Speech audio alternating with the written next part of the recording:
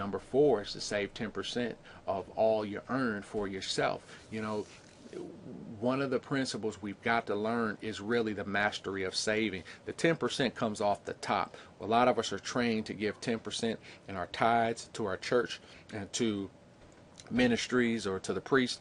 No problem with that. 10% off there. If that's your belief. I believe in tithing. I absolutely believe in investing in the source which produces the blessing in my life. I believe in it. And the other part of it is you have to be able to save 10% and pay yourself that 10%. Well, if you're paying yourself that 10%, you can't go back and spend it.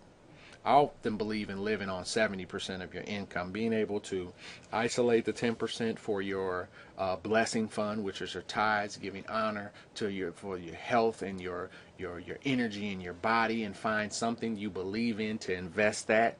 That's the tithe of your spoils and of your work. And then the other part is the ability to 10% of all I earn is mine to keep. And so you save it and it disappears. And you do that over the course of 20 years, you will be rich. I mean, you will be mega rich. This is a principle. It's called the law of accumulation. 10% of all you earn off the top for the rest of your life, you will be rich. If young men learn this at 3 and 4 years old, I'm teaching my kids economics right now, 4-year-olds and 2-year-olds. They work every week. They get paid. If you do your job, you get paid. If you don't, I'm going to fine you $1. And they're learning economics right now.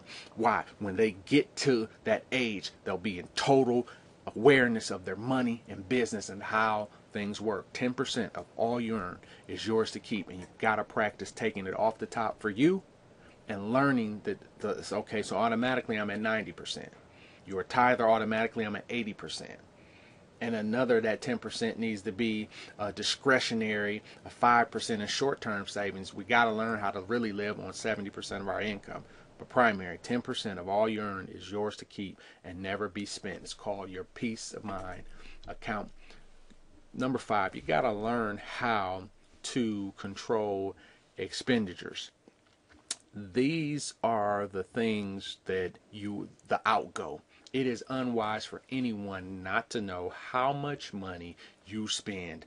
You got to know what you have coming in, and you got to know what you have going out. And one of the things is a lot of men get in situations where they buy things they cannot afford. I will never be the voice that tells us to live beneath our means. I don't believe in living beneath your means. What I do believe in is real smart living.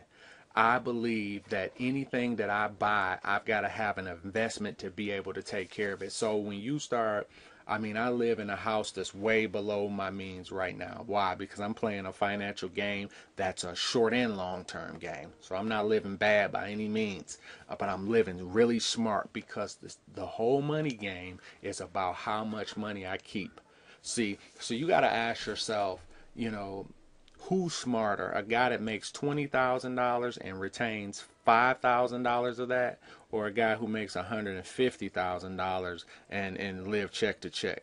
It's the guy that made $20,000. The money game is how much money did you keep? How much money do you still have? And that is how this process works. And until you can do that, that's not male responsibility. That's not male economic responsibility. That's not a law of success. Controlling expenditures, first having a budget, knowing how much is coming in and knowing how much is going out, and never buying things we can't afford. If I have to get up and go to work every day to pay for my Escalade, I'm not getting one. Okay, what I do is I use my when I want something, I go start a business to pay for it. I am not going to do anything foolish. If I have to work for my house, I shouldn't have it. If I have to go get a mortgage, and if I don't go to work, they're going to put me out my house, that means you didn't really think that through, because that's not a good investment. And you know what I'm talking about. We're not talking about your base living. We're talking about these people who go build houses. I know people who have built houses, done some of the stupidest stuff. You got a $500,000 house and you make $80,000 a year. You're stupid. You're flat out stupid. You didn't get good counsel. And they'll say, oh, well, why is he calling people stupid? No, because it is stupid. And nobody will tell you. They just sit there and hee-haw and laugh at you. The mortgage people were hee-haw and laughing at you when they know you were getting into it. They said, it's stupid, because it is. You make $100,000 and you got a $500,000 house. That's stupid. That's not good business sense. That's not the good principles of being successful. And you have to think this stuff through. This is why a lot of guys are getting cash strapped. You go out and live this life, and unless I have a means or a way of maintaining it, I shouldn't be doing it.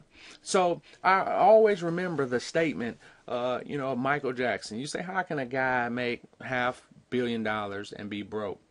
And the issue is, when the Thriller days, when he was out and he was the hottest artist in the world making millions of dollars every week, it was all good to have a $20 million expense account for your house, Neverland, where you were living. Well, when the Thriller days stopped, you still were spending $20 million and that money wasn't coming in.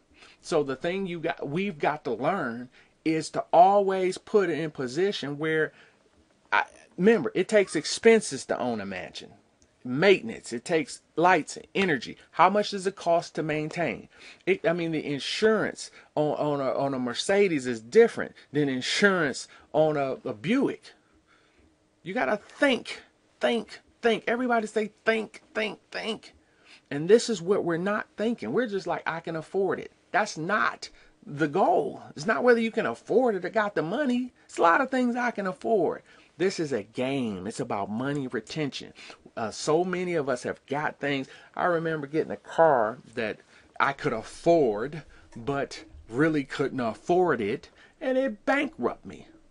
Caused me a hit on my credit, and I absolutely went bankrupt getting this truck that I had to have with all the amenities, sunroof, power, leather, CD changer. I was living good. DVD dropped down in the back. I was living good. Couldn't afford it. Stupid. Went broke. And I deserved to.